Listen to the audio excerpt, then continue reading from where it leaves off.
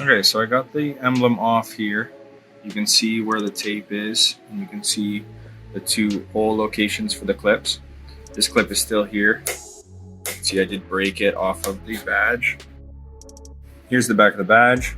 You can see the one clip, the one half of the clip is still intact there. These clips, I don't know if there's a way to get them off without breaking them. I was very careful.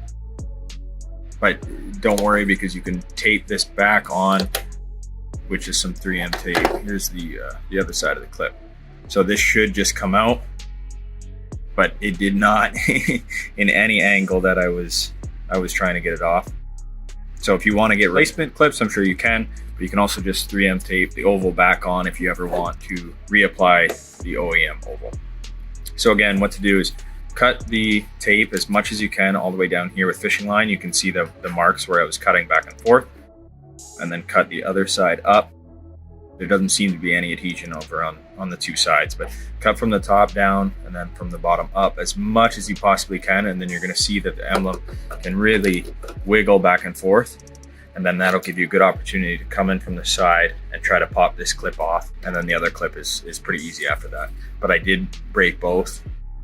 Very difficult to manage without it. So now we're going to show you how to install a new emblem, or to reinstall the OEM if you say want to paint that and put it back on. Totally up to you. All right guys, so we got this all cleaned up here. We got the old 3M taken off. We just use a 3M rubber wheel to do that. Works very effectively and does not scratch the paint. You have to make sure you take off all of this old tape, or it's going to have the badge come too far away from the vehicle to adhere. We've got our new LED badge here, Wilderness Edition. You can of course get anything, any kind of text you want or any design you want on this badge. You can also make it glow in any color. We happen to choose white. This just mounts with 3M VHB tape on the back. We already got the red removed. It's ready to mount. All we have to do is feed this wire through. This wire lines up very nicely with that hole. It's designed to go right into this hole here on the left. Feed up and on an angle, and you're going to be able to access it. And that will show you right now on the inside here that that little pocket down there is where the wire is going to come out. So if you feed up and on a 45-degree angle, you're going to be able to grab that wire, and we can connect it afterwards. So I am just going to go ahead and feed that through.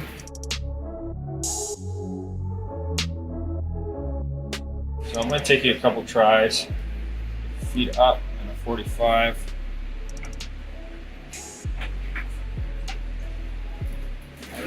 Then go in there, you should be able to feel it and feed it nicely through.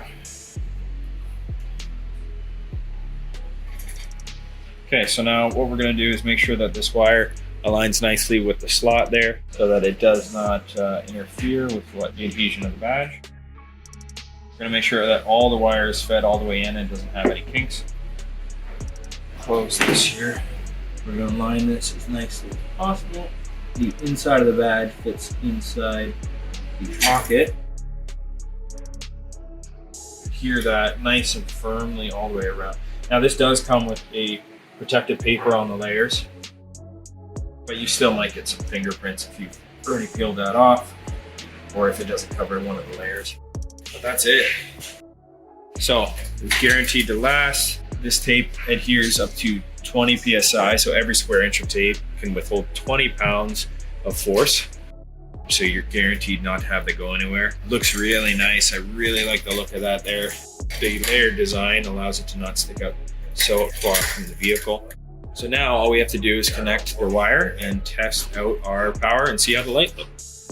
All right guys, so I'm just here in the passenger side rear quarter panel looking for the aux switch wiring, which you can see right there. So I popped off a bunch of these clips holding the panel in here, as well as this little cover.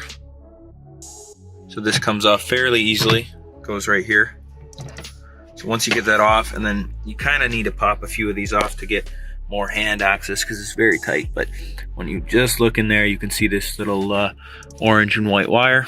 So we're gonna tap into that and then wire up our new badge because that'll be very convenient to be able to turn it on and off whenever we want. So I'm just gonna wire that up and then I'll show you that after. All right guys, so under the hood here, we've got all these various connections. These are loose like this. I did not open them up or anything. They just sort of come like this, but they're all taped, so no concern. Most of them I don't think are even live because they're all just run to the various locations. So what I did is I connected yellow, which happens to be aux switch number 1, to this brown and white wire, which runs, I think it's B1 or B2, which runs underneath the dash there, accessible via the passenger glove box. So I connected these two with a heat shrink connection here.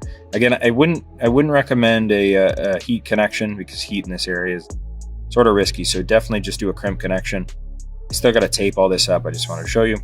So again, yellow is aux switch 1 to the brown and white, which is one of the B wires that run underneath the glove box there.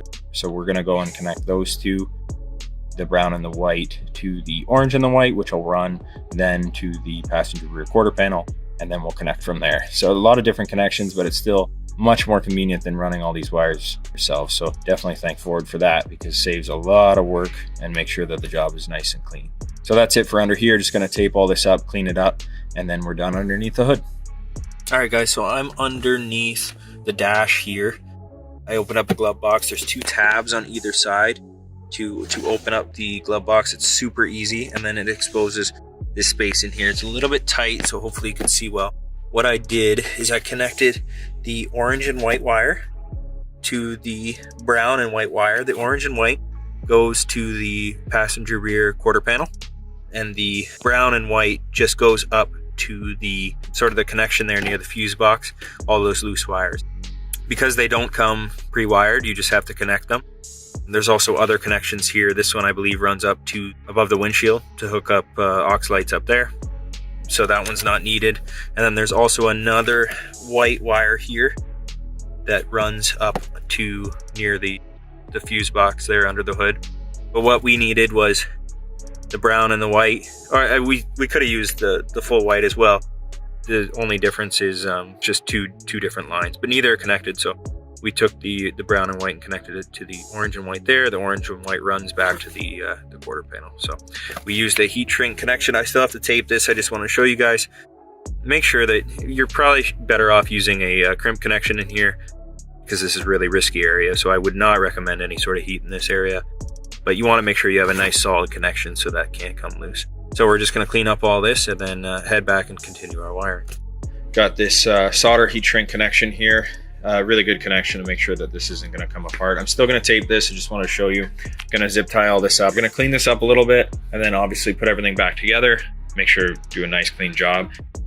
And then I just grounded inside here to one of these bolts. You want to make sure you have a nice secure ground that's not going to come loose, and that's going to be a really solid connection, not with paint.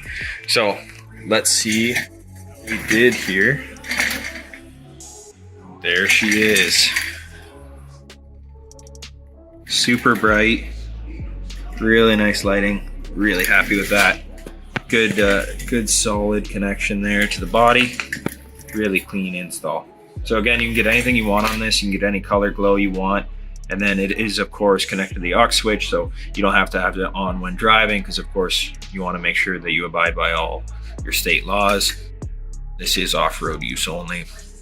But really nice to be able to turn that on and off at any time just by flicking that switch, and then you know that it's glowing. You can brand yourself or your business or just whatever your Bronco name or edition is. Get a nice logo on there. Man, that looks good. So, bit of a complex job, especially with that wiring, but the end result is very convenient, very nice, clean install, and I'm super happy with it.